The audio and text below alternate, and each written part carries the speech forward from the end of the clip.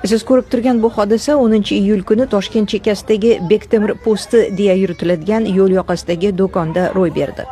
Formalardan patrul post xizmati xodimlari ekanligini anglash mumkin bo'lgan xodimlar ayollar dohil do'kon xizmatchilarini zo'r bilan avtobusga olib chiqishmoqchi.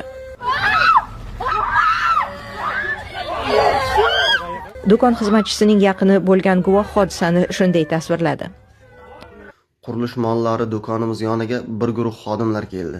Ikkita Cobalt avtomashinasida. Keyin biz ulardan kelish sababini so'rasak, hozir bilasizlar dedi. Oradan 10 daqiqa vaqt o'tdi, avtobus keldi.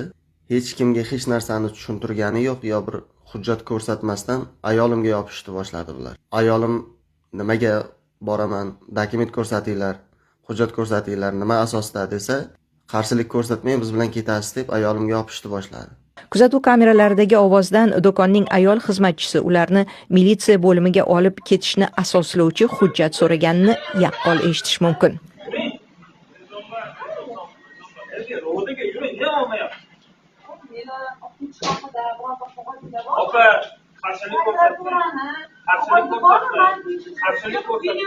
Ammo patrul xodimlari talab qilingan hujjatni ko'rsatish o'rniga qarshilik ko'rsatmang deya po'pisa qilib, do'kon xodimlarining qo'lini qayirib avtobus tomon zo'r bilan sudrashadi. Patrul xizmatchilaridan biri kassa ortiga o'tib, u yerdagi xodimni ham sudrab chiqadi. Qaynukamni olib ketgan, jiyanini olib ketgan, ishchini olib ketib qolgan. Avtobusda ichida ham bolalarni urishgan, so'kishgan. Rudiga olib borib qamab qo'ydi. Do'kondan ko'cha yoqasiga qo'yilgan mollarni olib tashlash bir necha marotaba talab qilinganini tan olishadi. Lekin ularning noroziliklari bu yerda 10-iyul kuni talab nima uchun bajarilmaganini aniqlash harakati haqida emas, dabdurustdan kelib kuch ishlatish neqadar. Siz ko'rib turgan bu hodisa 10-iyul kuni Toshkent chekkasidagi Bektemir posti deya yuritiladigan yo'l yoqasidagi do'konda ro'y berdi. Formalardan patrul post xizmati xodimlari ekanligini anglash mumkin bo'lgan xodimlar ayollar dohil do'kon xizmatchilarini zo'r bilan avtobusga olib chiqishmoqchi.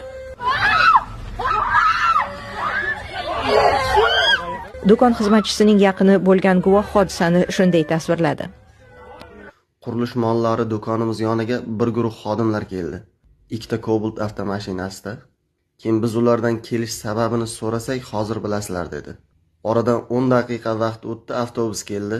Hech kimga hech narsani tushuntirgani yo'q, yo bir hujjat ko'rsatmasdan ayolimga yopishni boshladi bular. Ayolim nimaga boraman, dokument ko'rsatinglar, hujjat ko'rsatinglar, nima asosda desa, qarshilik ko'rsatmang, biz bilan ketasiz deb ayolimga yopishni boshladi. Kuzatuv kameralaridagi ovozdan do'konning ayol xizmatchisi ularni militsiya